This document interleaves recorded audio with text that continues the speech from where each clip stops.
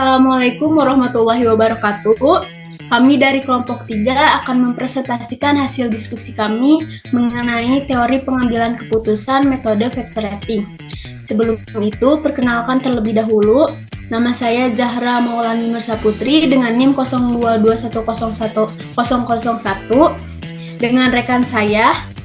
Nama saya Lydia Triana Safitri dengan NIM 02210191. Dan satu anggota kami, Puput Sri Rahayu, berhalangan untuk hadir. Baik, kita mulai saja presentasinya.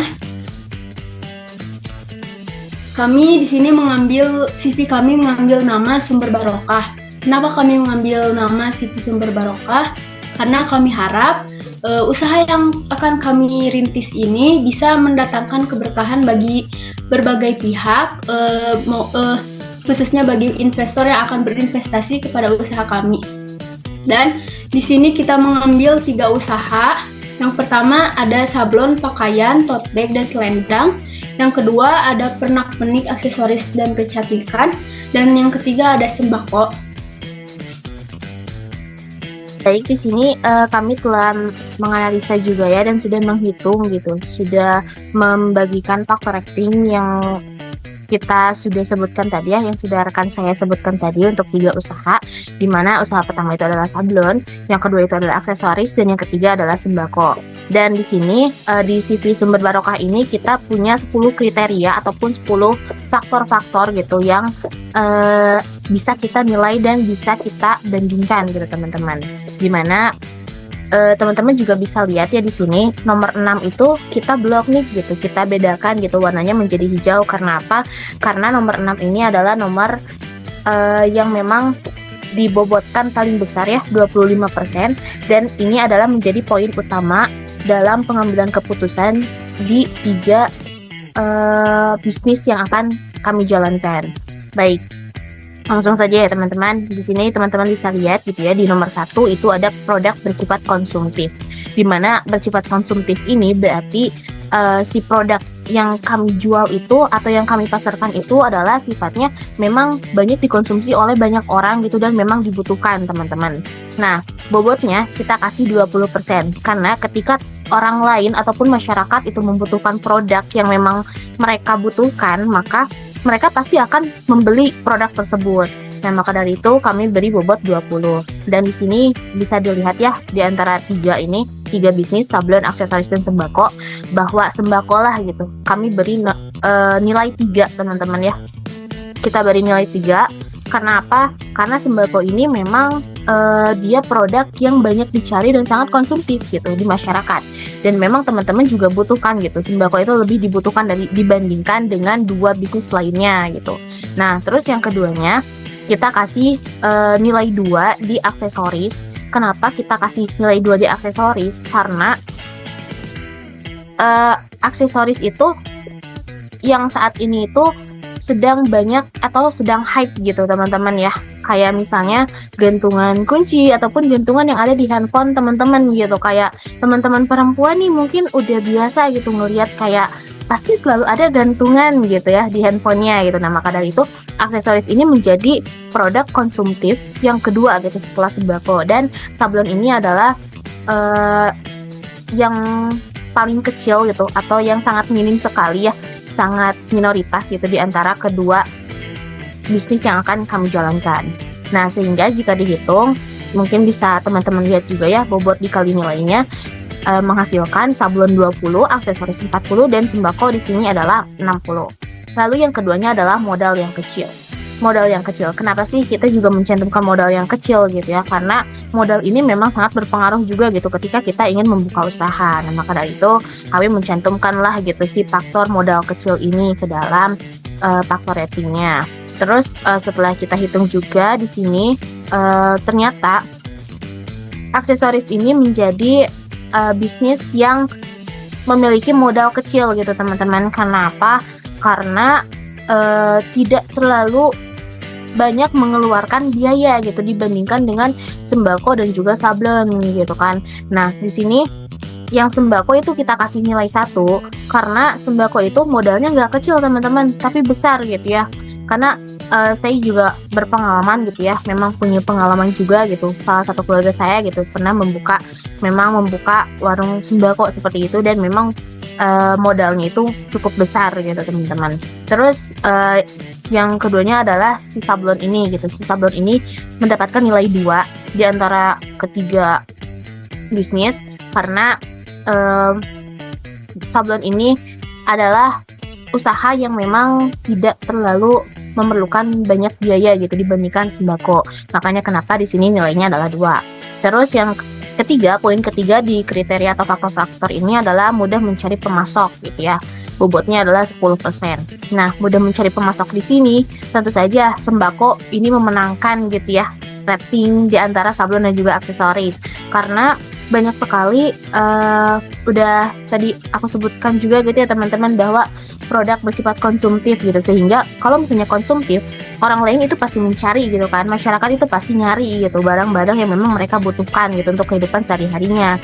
Nah, karena poin ketiga ini adalah mudah mencari pemasok, maka sembako menjadi bisnis yang paling teratas gitu, paling tinggi nilainya dibandingkan dengan yang lainnya, karena memang sembako ini dibutuhkan dan banyak sekali yang menjual gitu teman-teman. Makanya di sini kita kasih nilai 3 gitu untuk sembako. Terus selanjutnya mudah didistribusikan atau barang ini, maaf teman-teman, atau barang ini tuh mudah untuk dikirim gitu ya kemanapun. Nah, di sini nilai paling tingginya itu adalah di sablon. Kenapa di sablon? Karena kalau sembako itu sulit gitu ya teman-teman untuk didistribusikan, cukup sulit gitu ya sebenarnya, bisa tapi sulit gitu teman-teman, lebih ringan dan lebih mudah di sablon gitu, karena kan kalau di sablon itu kita cuman cetak-cetak bagian baju, selendang, tote bag atau tas-tas yang lainnya gitu, sehingga produk ini tuh sangat mudah gitu untuk didistribusikan dibandingkan dengan sembako gitu, karena sembako kan kita rentan sekali ya gitu, bahkan barang-barangnya juga, produknya juga mudah pecah lah, mudah rusak gitu maksudnya teman-teman ya, bukan mudah pecah, maaf. Nah, terus next di sini ada di nomor 5 ada produk awet dan tahan lama. Produk awet dan tahan lama di sini tentu saja sablon menjadi bisnis yang paling teratas lagi dibandingkan aksesoris dan juga sembako ya, karena sablon ini tidak ada masa kadaluarsanya gitu ya teman-teman, tidak ada masa kadaluarsanya gitu. Sedangkan sembako ini nilainya adalah 1, karena itu kan pasti punya masaknya ya teman-teman gitu. Beras kalau kelamaan didiemin itu kan pasti kutuan gitu ya teman-teman. Nah, makanya kenapa di sini produk awet dan tahan lama itu sablon dinilai lebih besar gitu daripada aksesoris dan juga sembako. Terus yang keenam nih di poin yang sangat kita pin gitu ya, sangat kita highlight gitu di sini adalah penjualan yang fleksibel atau mudah dipasarkan. Dimana penjualan fleksibel dan mudah dipasarkan ini, si produknya itu bisa kita jual secara online ataupun offline gitu teman-teman, bisa menggunakan website-website ataupun aplikasi-aplikasi yang sekarang sudah canggih gitu ya teman-teman. Nah, di sini kita juga menilai bahwa sablon ini adalah usaha yang memang bisa untuk dipasarkan secara online dan juga offline gitu, dan memang sangat efektif gitu ya teman-teman. Kenapa? Karena yang tadi aku sebutkan gitu, bahwa sablon ini kita tinggal cetak-cetak aja di baju gitu kan, sama di tas atau bag atau yang lainnya gitu teman-teman, sehingga nggak terlalu sulit gitu untuk dipasarkannya gitu atau dikirimnya gitu ya teman-teman. Sedangkan kalau sembako itu kan cukup sulit ya gitu, kita juga harus mempertimbangkan lagi gitu, gimana caranya nih biar si barang ini nggak sampai rusak gitu sebelum dipegang oleh si konsumennya. Nah, terus selanjutnya di nomor 7 itu adalah mudah diproduksi ataupun dimodifikasi. Dimana mudah diproduksi di sini karena kami adalah kelompok yang sangat malas sekali gitu ya teman-teman untuk memproduksi. Jadi di sini kita masukin poin mudah diproduksi gitu teman-teman, atau dimodifikasi. Sehingga kalau misalnya dilihat dari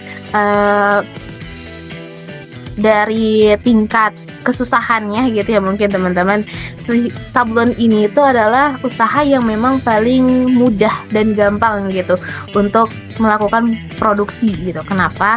Karena kan kalau aksesoris kita harus mood gitu ya. Mood kita itu harus baik karena harus mengandalkan kreativitas kita gitu teman-teman ketika kita ingin membuat sebuah aksesoris. Dan sembako gitu. Sembako juga bagaimana gitu produksinya ya, karena kan kita juga dapat pasokan gitu dari yang lain gitu, sehingga kalau misalnya kita produksi sendiri itu benar-benar sulit banget ya teman-teman. Makanya kenapa sembako di sini masih bernilai 1 ya daripada bisnis yang lainnya.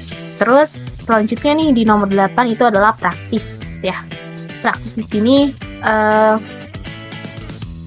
bukan hanya praktis dalam pembuatan saja, tapi juga praktis dalam pengemasannya teman-teman. Sehingga di praktis di sini kita kasih nilai 3 itu di aksesoris ya. Kenapa kita kasih nilai 3 di aksesoris? Karena aksesoris ini sangat-sangat praktis dan para konsumen itu bisa langsung memakainya gitu tanpa harus menunggu lama dulu teman-teman. Karena mereka bisa langsung memilih, bisa langsung mengambil dan juga bisa langsung memakai, sehingga kita kasih nilai 3 lah di si aksesoris ini. Lalu yang keduanya adalah sablon gitu ya. Karena sablon ini juga sangat praktis ya, bisa langsung digunakan juga gitu dengan menunggu hanya beberapa hari saja gitu. Dan nilai paling kecil itu ada di sembako gitu. Kenapa sembako ini nilainya 1?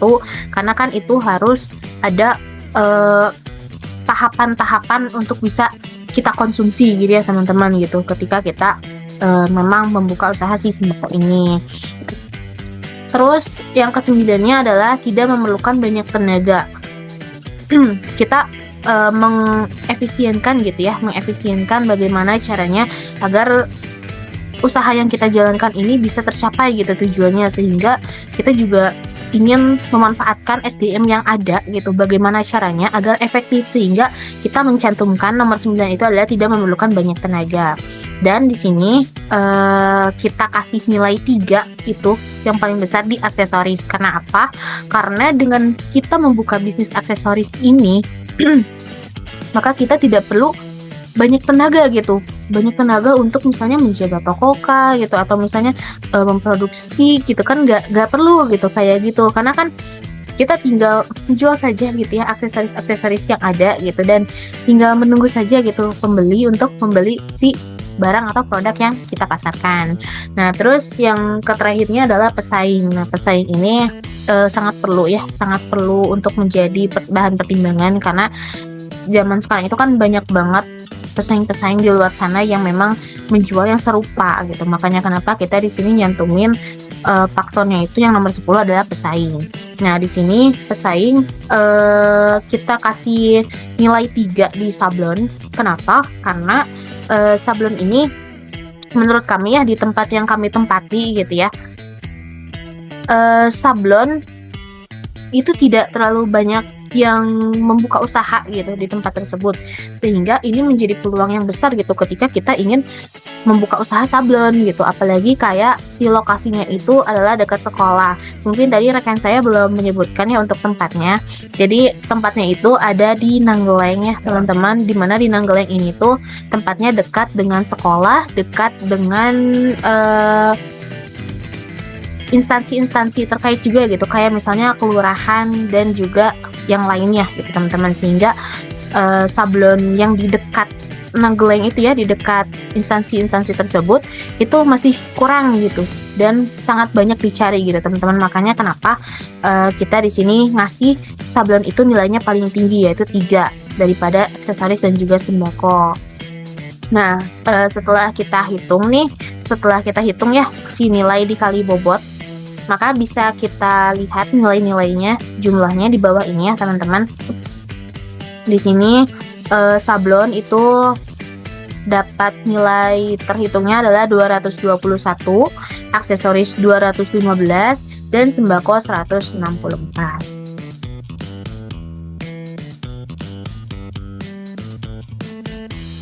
Nah, sehingga ya teman-teman melihat dari nilai terhitung itu, maka dapat disimpulkanlah bahwa usaha yang akan diambil oleh CV Sumber Barokah ini adalah sablon dengan nilai terhitungnya adalah 221, karena memang paling besar di antara aksesoris dan juga sembako.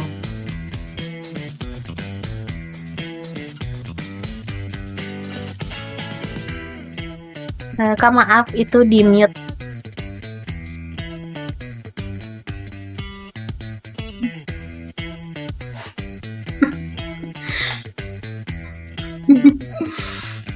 Baik, terima kasih atas perhatiannya. Mohon maaf bila masih ada kekurangan. Terima kasih atas perhatiannya. Mohon maaf bila masih banyak kesalahan. Wabillahi taufiq wal hidayah. Wassalamualaikum warahmatullahi wabarakatuh.